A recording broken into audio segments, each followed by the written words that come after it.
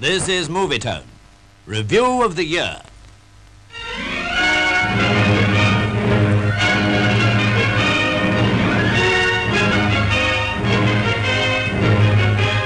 The reconstruction of the chamber of the House of Commons, shattered by a bomb in 1941, was nearing completion at the beginning of 1950. But the immediate problem was, who was going to occupy it? The general election campaign, despite challenging slogans, was fairly quiet. But the drama of the declarations was like the 15th round of a championship fight.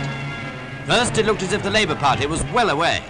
Then the Conservatives began to pile up the points. In the end, the government were in with an overall majority of 7. The face of politics was changed, but the government was successful in maintaining itself in office during the year, although it lost one of its most formidable members through the failure of the health of Sir Stafford Cripps.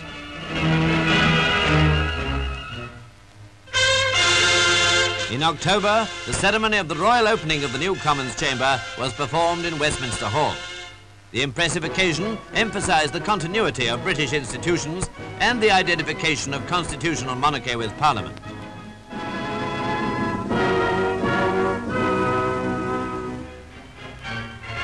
In Belgium, there was a constitutional crisis. King Leopold decided, despite ominous demonstrations against him, to accept an invitation from the majority in the Belgian Parliament to resume his rule. Opposition was too strong, however, and he was constrained to abdicate in favour of his son, Prince Baudouin. When the young prince took the oath, there was an interruption from a communist deputy. Après le serment constitutionnel. Vive la République!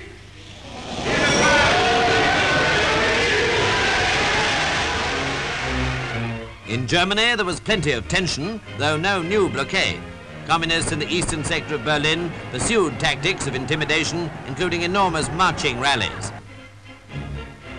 Big European talking point was Mr. Schumann's plan for a supranational authority to control iron and steel.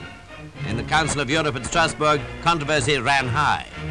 And in the United States, the off-year elections produced a situation rather less favourable to President Truman. There was an attempt indeed to assassinate the president, fortunately unsuccessful and completely removed from the main issues of the day. The assassins were 2 Puerto Ricans who were shot down by the president's guards. The biggest event of 1950 was, of course, the communist aggression in Korea. The United Nations acted swiftly, thanks to the fortunate absence of Soviet Russia from the Security Council, and the United States went immediately to the aid of South Korea. For 6 weeks, the Americans and South Koreans were driven back until they were penned in the perimeter around Busan. Then, with daring strategy, the United States Marines were landed behind the North Korean lines and the situation was transformed. British Commonwealth troops were among the victorious contingents which surged north and crossed the 38th parallel, and it seemed that the war was practically over. Suddenly, the intervention of Communist China transformed the outlook again. The return of Soviet Russia to the Security Council portended an attempt by diplomatic means to embarrass the United Nations. And no one can yet predict what the end will be of the Korean episode. The power, as well as the aims of communism, has been vividly illustrated, and the Western democracies have begun to reconcile themselves to big programs of rearmament and a long, long Cold War.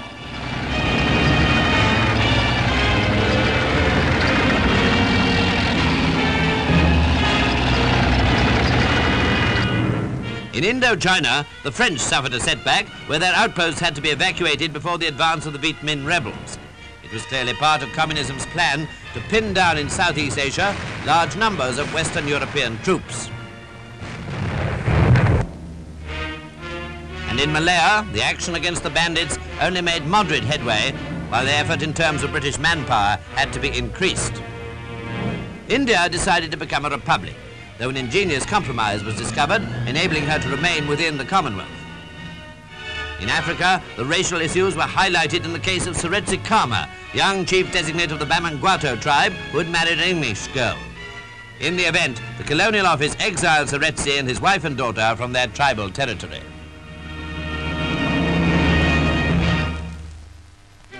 Death claimed 2 great Empire statesmen in 1950, Field Marshal Smuts and Mr. Mackenzie King, Prime Minister of Canada for no less than 22 years. Sir Harry Lauder also, that wonderful old Scotsman, passed from the stage which he had charmed for 53 years. And at the age of 94, the heart of George Bernard Shaw at last failed him, and the world was bereft of its greatest dramatist. The world gained some famous characters too. A new arrival in the London Zoo attracted enormous attention during the summer. Broomus was the first young polar bear born in captivity to survive beyond a few weeks, and the children adored her. But of course the Princess Anne became the most important infant in the world as soon as the news of her birth was announced on August the 15th. In these pictures after her christening, big brother Charles shared the limelight. But to avoid misunderstanding, let me mention very clearly that it was Princess Anne's show. The King and Queen entertained President Auriol of France and Madame Auriol in March, and in an atmosphere of the greatest cordiality, the heads of the two allied states exchanged hospitality.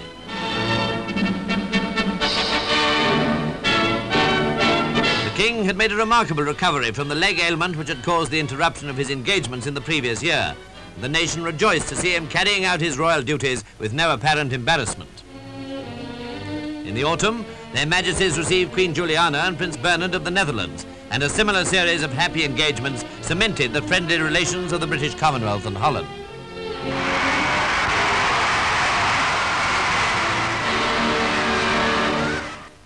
Now to review the main sporting events of 1950. The Grand National was won by Freebooter. The Cup final by Arsenal. The Derby by the French horse Colquidor from Prince Simon. Danny Kaye won the Open Golf Championship, I think. Ascot checked the sequence of French turf triumph. Gordon Richards rode his 4,000th winner. A lot of people swam the English Channel, including an Egyptian who received a £1,000 prize. Other bathers won prizes by less strenuous methods. Tommy Farr made an all-out effort to stage a comeback at the age of 36. The Professional Cycling Championship of the World was won by Reg Harris. In 1950, the Festival of Britain site on the south bank of the Thames in London took recognisable shape. The huge concert hall vied with the Dome of Discovery as the chief landmark. Meanwhile, controversy raged over the propriety of opening the festival's amusement park on Sundays. But of course, everything depended on the international situation, which drew the Prime Minister to America on a flying visit to President Truman. The dangers of a Third World War were forcibly impressed on the public's mind at almost every turn of events. New pictures of atom bomb explosions were issued by the Americans, and the end of 1950 and the beginning of 1951 still had the world guessing about what was going to happen to the world.